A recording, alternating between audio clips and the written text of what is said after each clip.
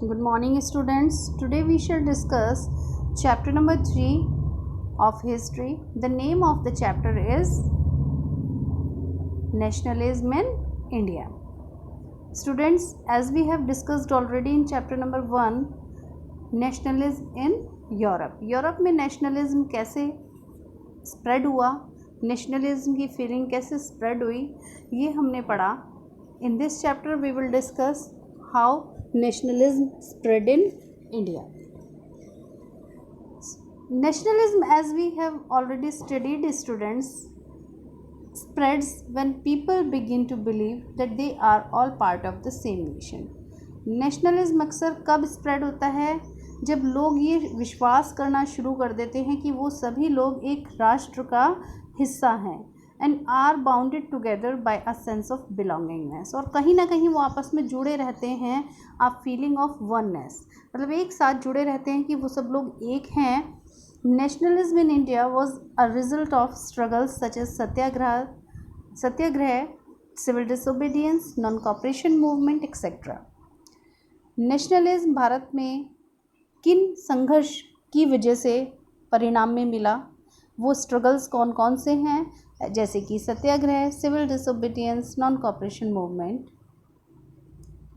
And also through a variety of cultural processes. बहुत सारी प्रक्रियाओं के माध्यम से नेशनलिज्म भारत में स्प्रेड हुआ. So students, now we shall start the chapter.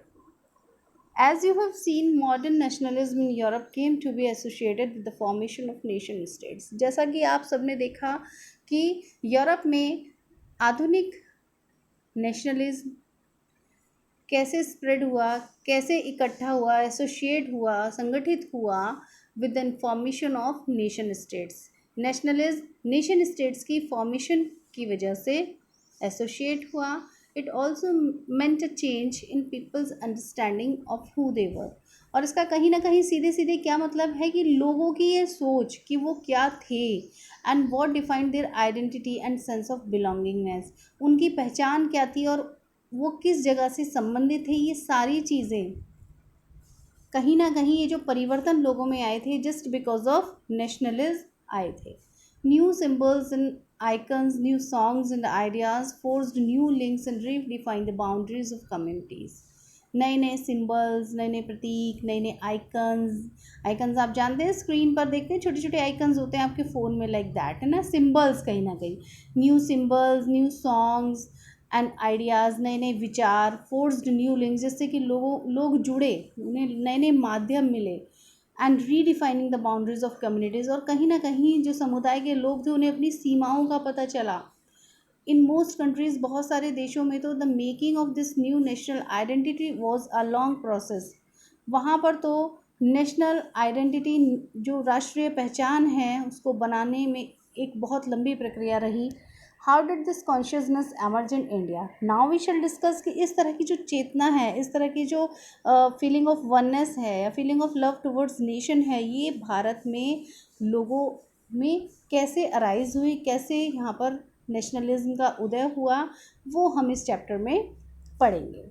In India as in Vietnam and many other colonies, India में जैसे कि वियतनाम और दूसरी कॉलोनीज़, दूसरी और जो कि कॉलोनाइज्ड प्लेसेस थी. वियतनाम का जिक्र क्यों आया स्टूडेंट्स?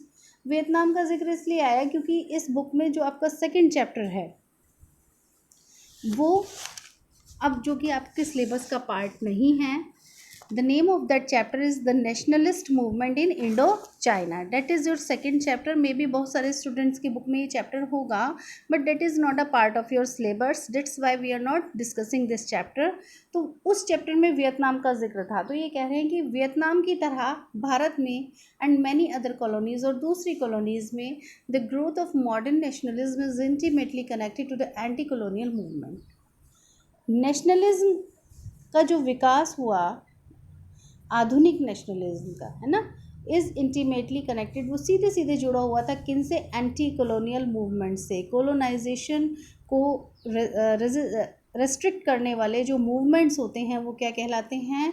Anti colonial movements. तो जब जब एंटी कॉलोनियल मूवमेंट्स हुए वहाँ वहाँ लोग सीधे सीधे जुड़े। एंटी कॉलोनियल मूवमेंट्स की वजह से ही मॉडर्न नेशनलिज्म का विकास हुआ। People begin discovering there unity in the process of their struggle with colonialism. लोगों ने शुरुआत कर दी अपनी पहचान ढूंढने की। किस प्रक्रिया के माध्यम से, किस प्रोसेस के माध्यम से स्ट्रगल किया उन्होंने, किसके अगेंस्ट किया, कॉलोनियलिज्म के अगेंस्ट किया। और जब उन्होंने कॉलोनियलिज्म के अगेंस्ट स्ट्रगल किया तो उन्होंने अपनी पहचान खोजनी शुरू कर दी। The sense of being oppressed under colonialism provided a shared bond that tied many different groups together. हालांकि we have already discussed about the variety और डाइवर्सिटी इन इंडिया। इंडिया में जो डाइवर्सिटी है उसके बारे में हम कई बार डिस्कस कर चुके हैं। तो डाइवर्सिटी के बावजूद डिफरेंट ग्रुप्स के जो पर्सन्स थे वो एक साथ आए, एक शेयर्ड बॉन्ड की तरह, यानी जुड़ गए एक साथ आपस में एक मानने लगे एक दूसरे को। वो कब मानने लगे? This sense of being oppressed, जब उनको स्टूडेंट्स ऑप्रेस किया गया, उनका दमन किया गया कॉलोनियलिज्म के द्वारा। But each class and group felt the effects of colonialism differently.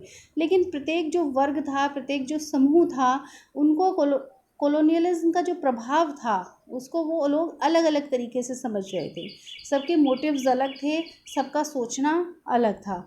Their experiences were varied, उनके जो अनुभव थे वो भी अलग अलग थे। And their notions of freedom were not always the same, इसलिए क्योंकि उनके विचार अलग थे, उनके अनुभव अलग थे, उनकी सोच अलग थी, कॉलोनियलिज्म का जो प्रभाव था उनके जीवन पर वो अलग अलग पड़ा था। इस वजह से जो उनके विचार थे स्वतंत्रता को लेकर वो भी सिमिलर या सेम नहीं थे। The Congress under Mahatma Gandhi tried to forge these groups together. Mahatma Gandhi ji ने कांग्रेस के अंडर काम करते हुए इस तरह के समूह के लोगों को एक साथ एक आंदोलन में बांधने की कोशिश की।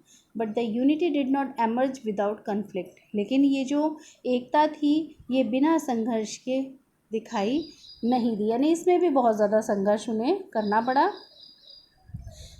In an earlier textbook, you have read about the growth of nationalism in India up to the first decade of the 20th century. 20th century के फर्स्ट डिकेड यानी शुरू के 10 सालों के बारे में आपने अपनी पिछली बुक्स में पढ़ा होगा।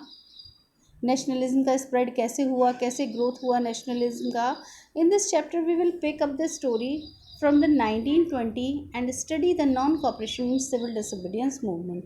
लेकिन इस चैप्टर में हम स्टोरी शुरू करेंगे 1920 से एंड स्टडी और पढ़ेंगे नॉन कॉपरेशन मूवमेंट के बारे में, सिविल डिसओबीडियंस मूवमेंट्स के बारे में। We will explore how the Congress sought to develop the national movement. हम ये भी देखेंगे कि कैसे कांग्रेस ने क्या क्या प्रयास किए राष्ट्रीय आंदोलन के विकास के लिए।